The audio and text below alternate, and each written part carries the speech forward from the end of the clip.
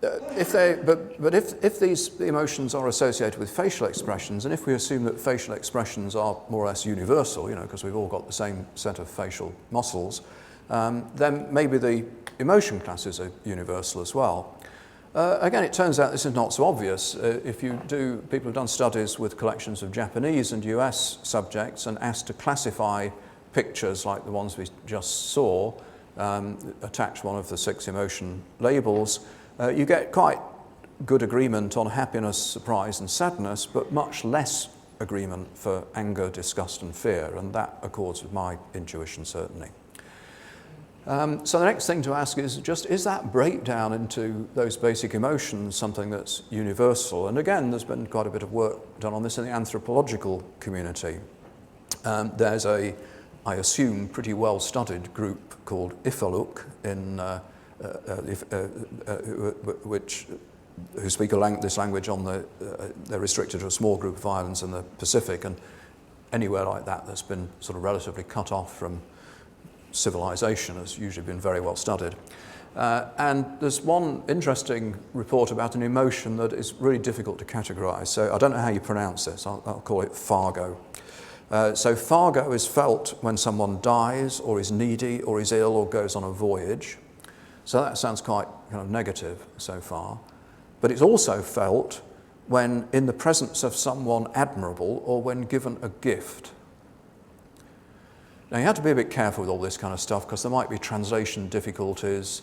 It might just be that these people were having the anthropologist on because, it must be quite a good sport, kind of teasing all these kind of visiting anthropologists. But if we take it at face value, that looks like an emotion that we don't have a word for and doesn't seem like it corresponds to anything that we have. There are other ways of approaching theories of emotion. One is again, from the psychological literature. There's this technique called the Semantic Differential, where you get people to rate concepts along a variety of different scales. So, scale of opposites like this. So, take something like horse. Okay, you probably have it more towards strong than weak. Maybe in the middle on decisive and indecisive. You probably have it.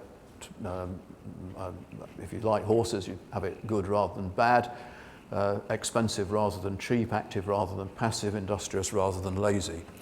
So you plonk your concept on a point along those scales, and you get a bunch of these things, and then you do some fancy statistics, do some factor analysis or another similar technique, which is called multidimensional scaling, which takes those observations and basically tries to figure out how you could generate them from the smallest set of axes. And if you do that, you find that you can explain most of these judgments. You get stuff from lots of different people, right? So you're trying to account for agreement between them. And there seem to be 3 different dimensions, and intuitively these are labeled as something like evaluation, good or bad, something to do with power, and something to do with activity. And if you do this kind of thing across different languages, these 3 dimensions seem to crop up pretty reliably. There are variant forms of these 3 dimensionals. An alternative one, the so-called PAD model, talks about pleasure and displeasure.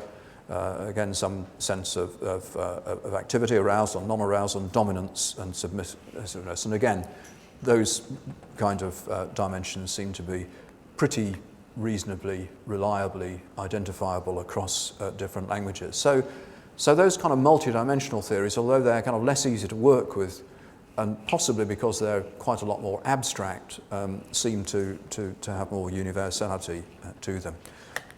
You can always get universality by being completely abstract, of course. There's also a whole industry which uses models derived from psychometric testing, and these arouse quite strong emotions. Some people think this is great stuff, and some people think it's all a load of rubbish. The most prominent one, and one that's figured in this area, is the profile of mood states. You start out with a questionnaire. It looks like this. You click down these boxes. For me, once I've been through that, I feel pretty annoyed. once you've done all that, you press a button and it gives you a score along these various different dimensions. Is it meaningful? Who knows?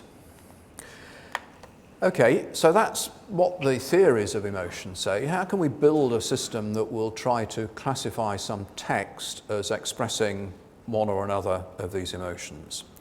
Well, whenever you're trying to do something like this, you start out with the upper limit, which is what people can do. And it turns out that this is actually quite a difficult task for people. So we with a former student, did an experiment where we gathered, a relatively small corpus, because these things are expensive and they take time, and we're academics, we don't have any money. We got 1,000 or so news headlines, and we had 6 annotators annotate the headlines for one of the 6 Ekman emotions, and then looked at the agreement between the annotators. Because if the annotators don't agree, or don't agree to a statistically significant extent, that tells you there's no objective basis for making a classification.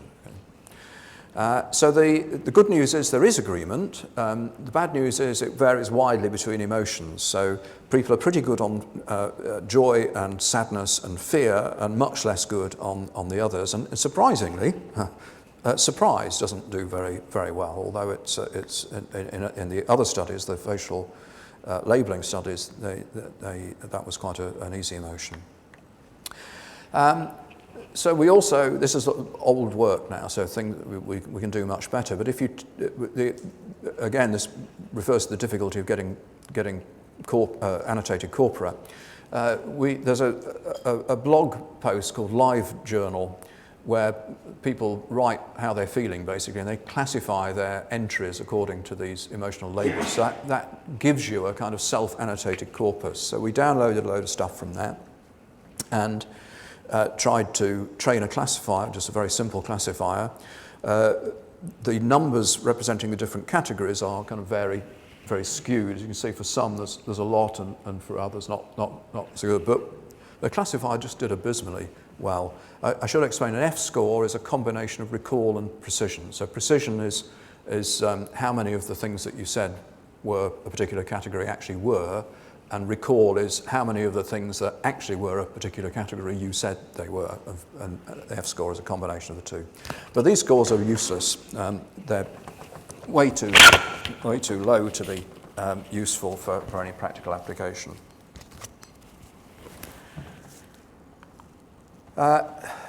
So I thought, well, maybe what's going on here? Maybe it's just that the 6 labels are wrong. There's a technology that's become quite widely used called topic modeling, using a technique called latent Dirichlet allocation. And what it does is you give it a bunch of documents, and it tries to find recurring themes, and you can tell it to find, 2, 4, 6, 8, 10 different themes. So I asked it, our system, to look at that collection of blogs and find 6 themes, expecting that the 6 emotions would come out. But actually, this is what came out. These are my labels along the top. What the system does is just give you the words that it thinks of as representative of a particular theme. Sorry, there's some fairly bad language in here. But it comes out with 5 classes that I think are intuitively not, easy to label. So the things down on the left-hand side, I think, seem to be a combination of anger and disgust. The second column is, I think, reasonably labeled as sadness, and then fear, and then surprise, and then joy, and then just a kind of miscellaneous category that doesn't seem to have anything in common. There's some junk in there. Sadness, why is the Pope in there? Fear, why is feet there? Pizza, for surprise. And so, and even some obvious kind of stuff where the HTML hasn't been cleaned up properly. Nevertheless, I think it's worth doing this kind of thing, because I think empirically what that showed me was that in that collection of documents, at least, there weren't 6 distinct emotions.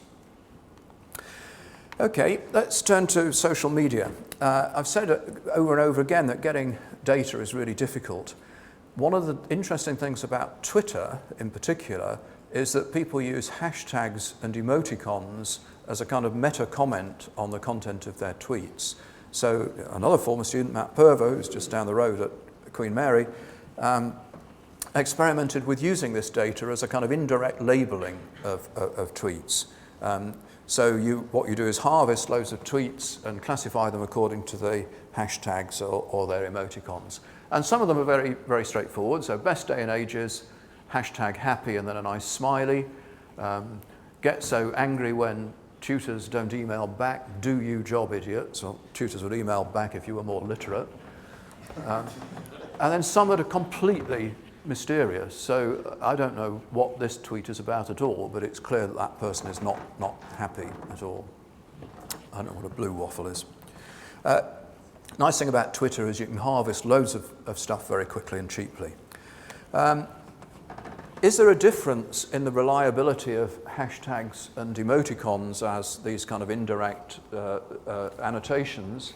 Well, intuitively, you'd expect there probably is going to be, because the hashtags are, just regular English words and have their usual meaning. Emoticons, I'm completely the wrong generation to have any intuitions about this, but for me, I can only interpret the really easy ones. So some of the things on the right-hand side, if somebody put that in a tweet to me, I'd think they'd just kind of spilt their coffee on the keyboard or something.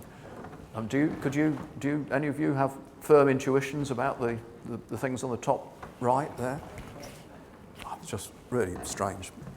And Matt and his colleagues found that, in fact, if you ask people, even people of the right generation, to interpret these emoticons, they're not very good at it. So they trained up a series of different classifiers, just straightforward unigram SVM. So unigram is where you're just using individual words as features. And they found the results were pretty poor, in fact. So rather disappointingly, you can't use these hashtags as a replacement for skilled human annotators. However, if you get a skilled human annotator to mark up a relatively small number of tweets, about 1,000, which will only take you a day, the scores get quite a bit better for some of the emotions. So here is a summary of the final version of their results. So if you're using an emoticon, you get pretty good results for happy, reasonable for sad and anger, pretty bad for the others.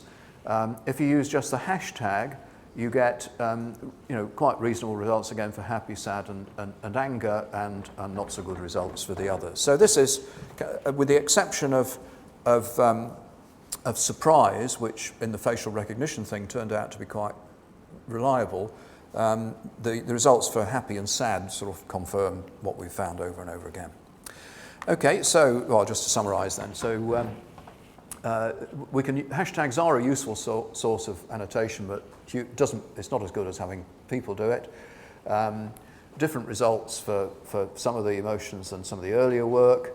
Lots of people have tried this technique, so have we. We've also employed a group of linguists to annotate some data for us and trained up a classifier which has worked, seems to work reasonably well. And I'll give you an example of it later. There is one huge corpus of data annotated with emotions from something called the Experience Project at Stanford. Unfortunately, it's not publicly available, but a company from Stanford, Kanjoya, who are exploiting this, have done some really interesting work on not just the emotions themselves, but the transitions between emotions. So you don't stay in a particular emotional state forever.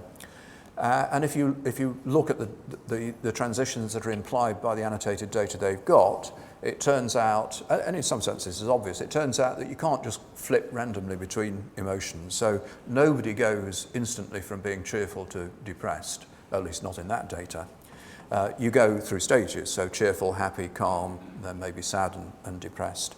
And you can build a big graph of these transitions, and by looking at properties of the graph, classify differently stable emotions. So the ones where the node has a low out degree, not many transitions going out of it, are things like excited and cheerful and calm and amused and sad. So you don't go to many other emotional states from those. The high out degree are things like hopeful, worried, and scared, which suggests that you don't stay in that state for very long. And many transitions are more likely than others. So if you're surprised, that leads to relief. If you're scared, that will lead you to be anxious. If you're scared, it won't lead you to be happy, typically. There are lots of applications in investment. There's an infamous paper by Johan Bolle and his workers who claimed that the profile of mood states indicator calmness could predict the Dow Jones movements in the Dow Jones at 3 days lag, none of which seems intuitively kind of compelling to me, and it's been widely panned for its methodology.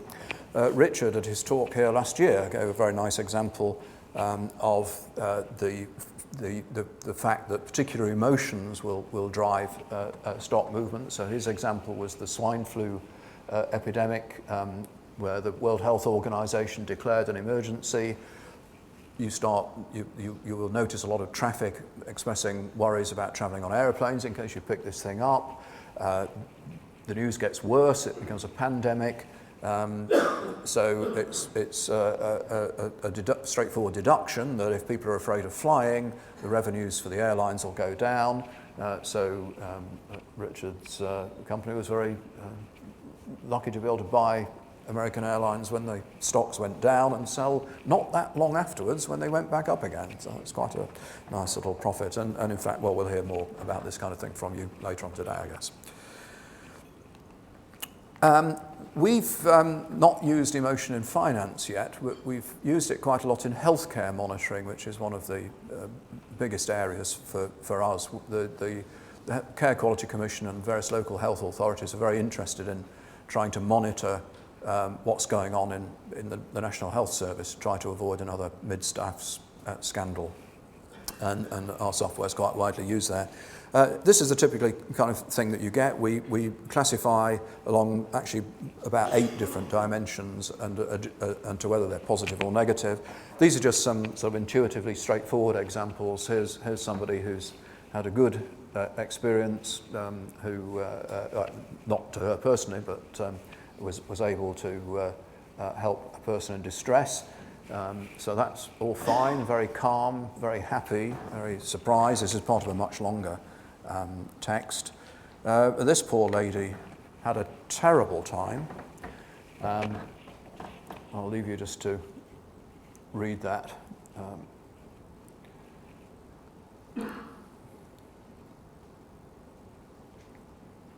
So if you're a local health watch and you read that, you want to know what hospital that was and find out what's going on there.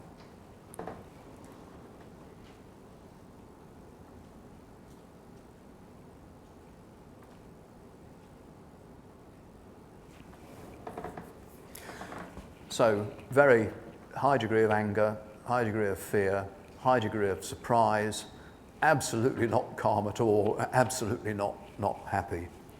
So this is a kind of range of very negative emotions. Okay, so where are we? Well, I think that the current state of the art is that we're, as well as straightforward sentiment, we can detect with enough accuracy to be useful, not perfect accuracy. Nothing in natural language processing is perfect. But we can detect these signals, accurately enough to be useful, I think. We need lots more data. Whether you're doing it in a kind of rule-based way, if you're doing that, you still need corpora for testing and refining your system. If you're using machine learning, you need as much data as you can get hold of to train up your classifiers. And we seem to be able to make progress, particularly in the case of deception and emotion, with a combination of kind of handcrafted linguistic indicators and machine learning techniques. So we're doing reasonably well on things like deception and emotion. Why would you want to? Why isn't sentiment enough? Well, I suppose in some sense it can be.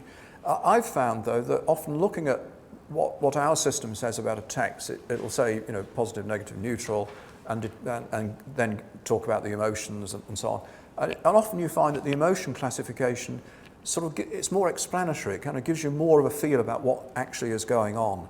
More insight into what's driving this kind of positivity or negativity. So I think hopefully all these kind of things will get better. We're already starting to see some interesting combinations of text emotion detection, speech emotion detection, and facial image. There are a number of companies out there now, so Beyond Verbal and a couple of others who do emotion detection in speech. I should say that my experience of some of these systems is that for them to work well, you need to be a bit of a drama queen and kind of exaggerate the emotions. They're not always that accurate. Facial emotion classification in faces is getting really good, though. I mean, there are a number of companies now who have whizzy little apps that you point your phone and it'll classify the emotions. So I think there's a lot of interesting research still to be done there, and I think this will continue to be an interesting and useful signal. And I've finished on that point.